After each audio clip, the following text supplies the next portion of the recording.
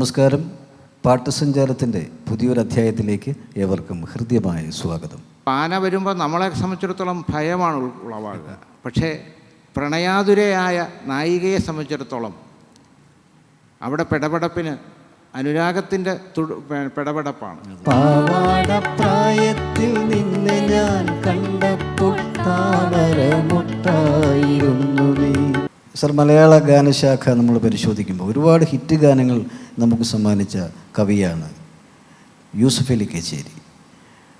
നമുക്കറിയാം, അദ്ദേഹം ഈ സംസ്കൃത ഭാഷയിലൊക്കെ വലിയ പണ്ഡിതനായിരുന്നു. ഒരുപാട് ഗാനങ്ങൾ അത്തരത്തിലുള്ള എഴുതിയിട്ടുണ്ട് അദ്ദേഹം. എങ്ങനെയായിരുന്നു അദ്ദേഹത്തിൻ്റെ ആ ഒരു രചനാശൈലിയും അദ്ദേഹത്തിൻ്റെ ഒരു വരവൊക്കെ എങ്ങനെയാണ്? അദ്ദേഹവുമായി വളരെ അടുപ്പമുണ്ടായിരുന്ന ഒരാളാണ് ഞാൻ. അദ്ദേഹത്തിൻ്റെ വീട്ടിൽ ഞാൻ ഒരുപാട് തവണ, പ്രത്യേകിച്ച് ഗുരുവായൂരമ്പലത്തിൽ പോകുമ്പോഴെല്ലാം അവിടെ പോകും.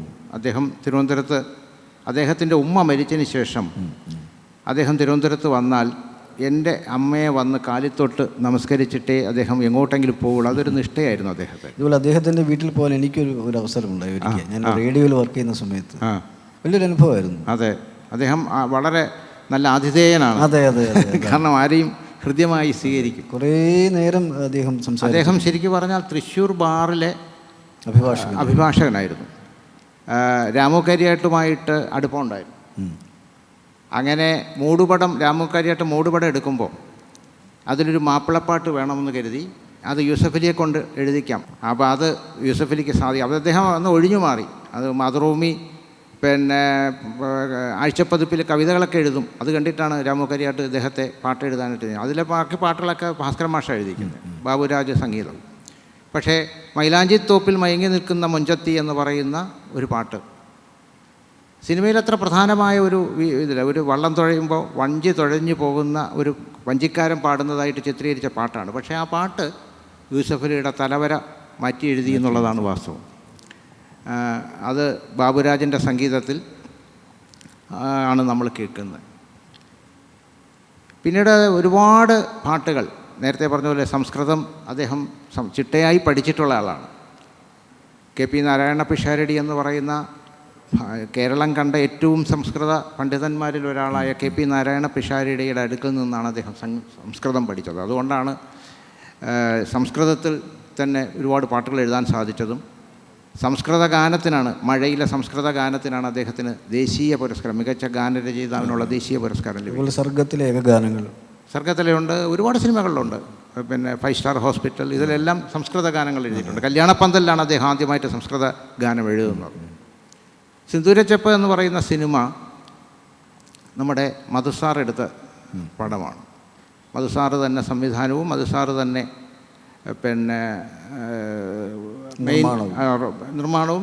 നിർമ്മാണം യൂസഫ് അലി കേച്ചേരിയായിരുന്നു. അതിൻ്റെ മെയിൻ റോള് കൈകാര്യം ചെയ്തത് മധുസാറായിരുന്നു.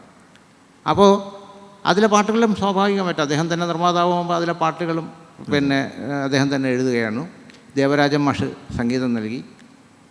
അതിലെ എനിക്ക് തോന്നുന്നു ഏറ്റവും എല്ലാ പാട്ടുകളും, ഇപ്പം ഓമലാളെ കണ്ടു ഞാൻ പൂങ്കിനാവിൽ എന്ന് പറയുന്ന പാട്ടാകട്ടെ, അല്ലെങ്കിൽ തമ്പ്രാൻ തൊടുത്തത് മലരമ്പ് എന്ന് പറയുന്ന പാട്ടാകട്ടെ, എല്ലാ പാട്ടുകളും ഒന്നിനൊന്ന് മികച്ച ഒരു ചിത്രമായിരുന്നു സിന്ദൂരച്ചെപ്പ്.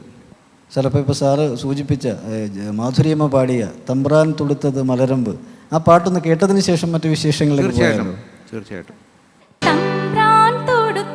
മലരമ്പ് തമ്പ്രാട്ടി പിടിച്ചത് പൂങ്കൊമ്പ് ദാഹിച്ച് മോഹിച്ച് തപസിരുന്ന് തമ്പ്രാട്ടി പിടിച്ചത് പൂങ്കൊമ്പ് തമ്പ്രാൻ കൊടുത്തത് മലരമ്പ് തമ്പ്രാട്ടി പിടിച്ചത് പൂങ്കൊമ്പ് ദാഹിച്ച് മോഹിച്ച് തപസിരുന്ന് തമ്പ്രാട്ടി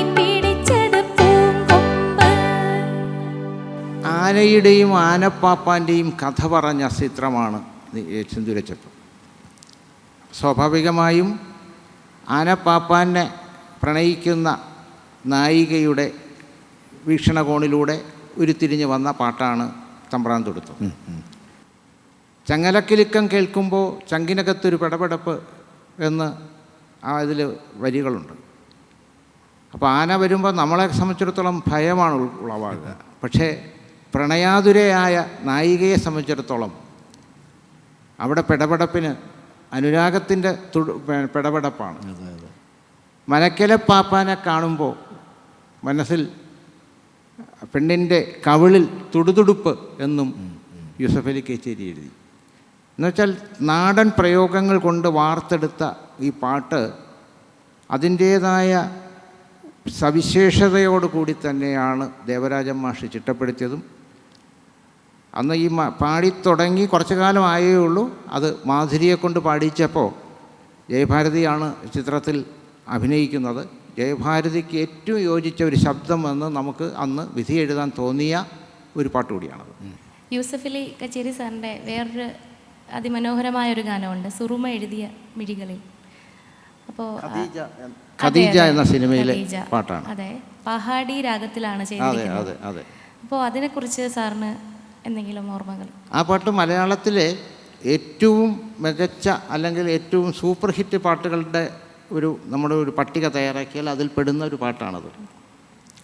കാരണം സുറുമ എഴുതിയ മിഴികളെ, ആ പ്രയോഗം തന്നെ ഒരു പുതുമയുള്ളതാണ്. സുറുമ എഴുതിയ മിഴികളെ അതിനോട് കൽപ്പിച്ചിരിക്കുന്നതോ സൂര്യകാന്തി പൂക്കളോടാണ്.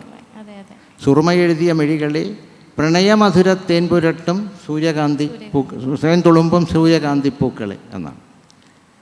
അത് ബാബുരാജിൻ്റെ ഈ ഹിന്ദുസ്ഥാനി സംഗീതത്തെ മലയാളികൾക്ക് ഭംഗിയാം വിധം പരിചയപ്പെടുത്തിയ, അനുകരിച്ചല്ല.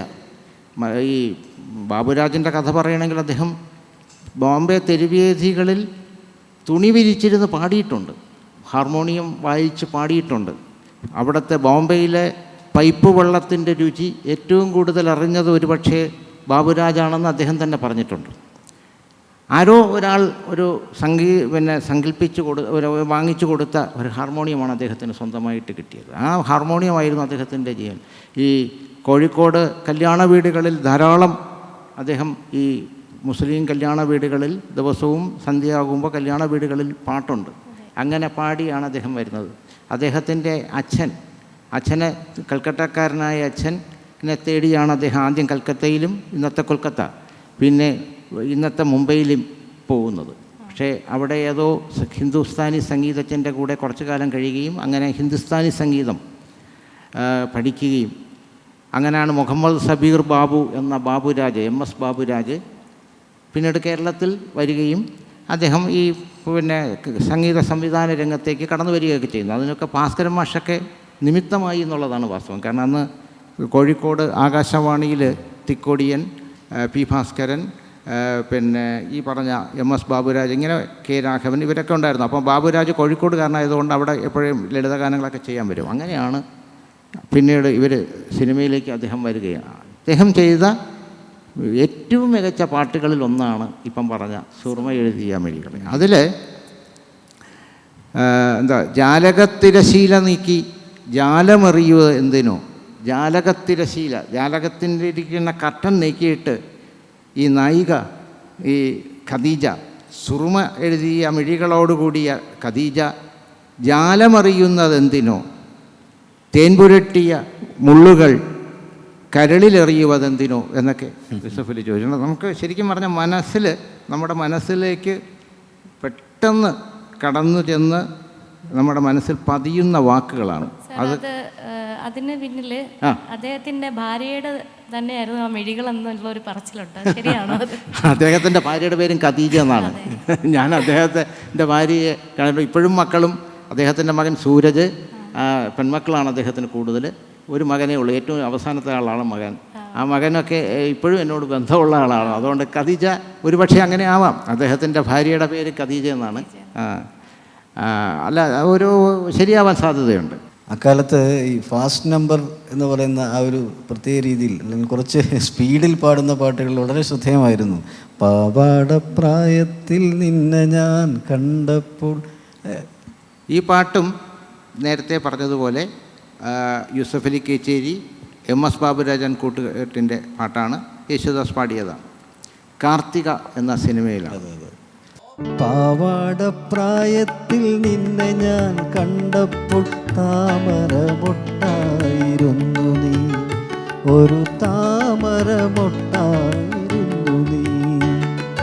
ദാവണിപ്രായത്തിൽ പാതി വിടർന്ന നീ, പൂഞ്ച പൂഞ്ചേല പരുവത്തിൽ പൂവായി, തേനുള്ളിൽ തുളുമ്പുന്ന പൂവായി. പാവാട പ്രായത്തിൽ നിന്നെ ഞാൻ കണ്ടപ്പോൾ താമരമൊട്ടായിരുന്നു നീ, ഒരു താമരമൊട്ടായിരുന്നു നീ. പാട്ട് വിശേഷങ്ങൾ പങ്കുവച്ച ഇന്നത്തെ പാട്ട് സഞ്ചാരത്തിൻ്റെ ഈ എപ്പിസോഡ് ഇവിടെ പൂർണ്ണമാവുകയാണ്. നമുക്ക് അടുത്ത എപ്പിസോഡിൽ വീണ്ടും കാണാം. നമസ്കാരം.